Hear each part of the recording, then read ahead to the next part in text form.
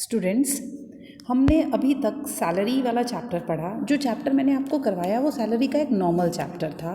अब हम करेंगे सैलरी में with retirement benefits chapter.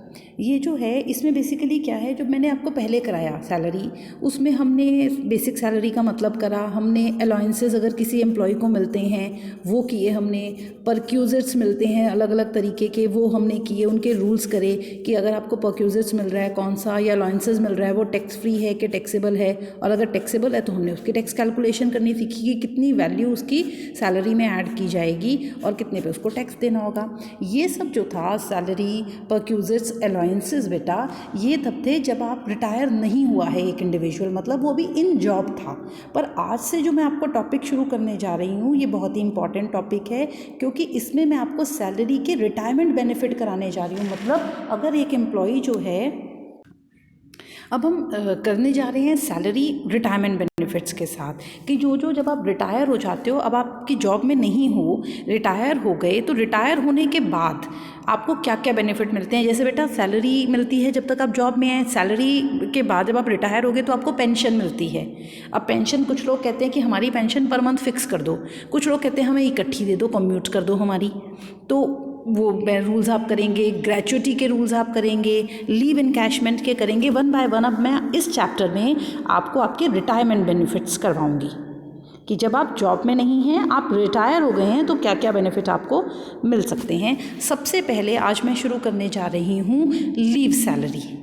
Leave salary इसको कह सकते हो आप इसको अर्नड लीव कह सकते हो, कुछ भी कह सकते हो।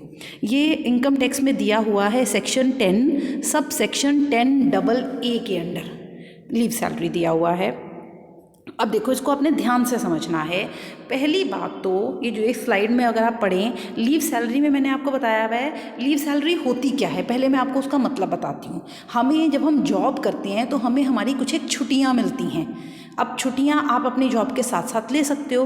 कुछ लोग उन सारी छुट्टियों को नहीं लेते हैं, कुछ अपनी छुट्टियां बचा के रखते हैं, तो वो छुट्टियां उनकी जमा होती जाती हैं। जितनी छुट्टियां उनकी जमा हुई उन छुट्टियों के आपको पैसा मिल सकता है, कैश मिल सकता है। तो ये वो पॉइंट है लीव सैलरी है, इसको हम लीव एनकैशमेंट भी कहते हैं कि जो आपकी जमा हुई छुट्टियां हैं अब आपको रिटायरमेंट के बाद उसका कैश मिल जाएगा। लीव एनकैशमेंट, लीव सैलरी भी इसको कहते हैं।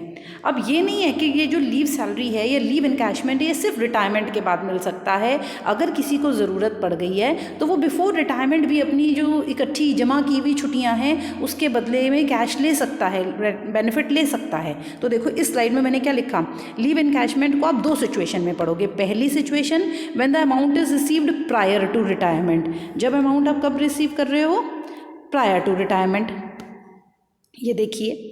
और दूसरा हमने करा जब आप लीव सैलरी ले रहे हो eight the time of retirement, कि आप रिटायर हो गए।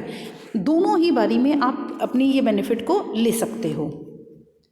अब पहला, अगर आप अभी रिटायर नहीं हुए हो, मतलब आप जॉब में हो, आपको अगर कैश की ज़रूरत पड़ जाती है और आपको लगता है कि मेरी इकट्ठी जमा की हुई छुट्टियां हैं तो मैं क्यों ना अपने एम्प्लॉयर से अपनी जमा की हुई छुट्टियों के बदले में कैश ले लूं, जो कि इस प्रोविज़न भी है लीव एनकैशमेंट का, तो आप ले सकते हो।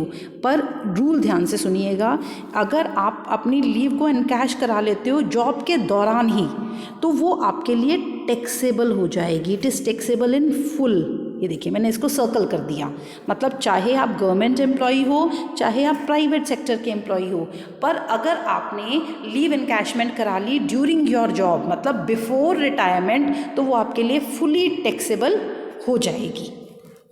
नेक्स्ट आता है, अगर आप लीव एनकैशमेंट लेते हैं eight the time of your retirement, आप रिटायर हो गए, अब आप लीव एनकैशमेंट ले रहे हैं, उसके रूल्स मैं अब आपको कराती हूँ। पहले मैंने क्या कराए, अगर आप ड्यूरिंग जॉब ही ले लेते हो, आपको ज़रूरत पड़ सकती है, आप ले भी सकते हो, पर वो आपके लिए फुली टैक्सेबल हो जाएगा, माफ़ नहीं होगा। पर अगर आपने जॉब के दौरान नहीं लिया, आपने अपनी छुट्टियां जमा की हुई हैं, जब आप रिटायर हुए अब आप उस टाइम पर ये बेनिफिट ले रहे हो, तो हम स्टडी करेंगे जो एम्प्लॉई है वो गवर्नमेंट सेक्टर का एम्प्लॉई है या वो प्राइवेट सेक्टर का एम्प्लॉई है।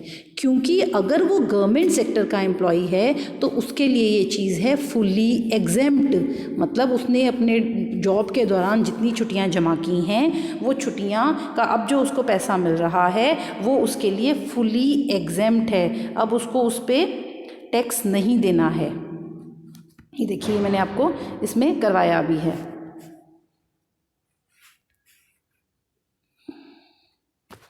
गवर्नमेंट सेक्टर एम्प्लॉई के लिए दिस इज़ फुली एग्जेम्प्ट, कोई प्रॉब्लम नहीं है।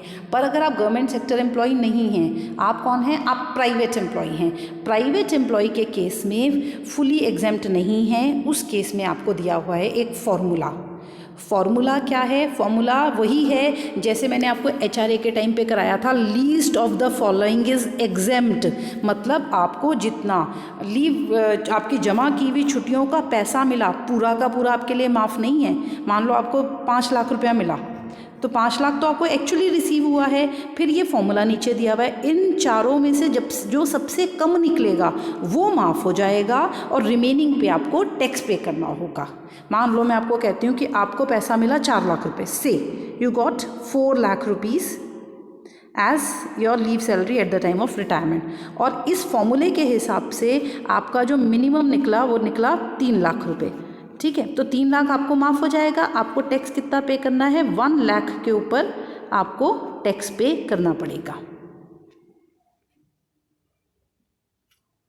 ये है, मतलब सारा माफ़ नहीं होगा।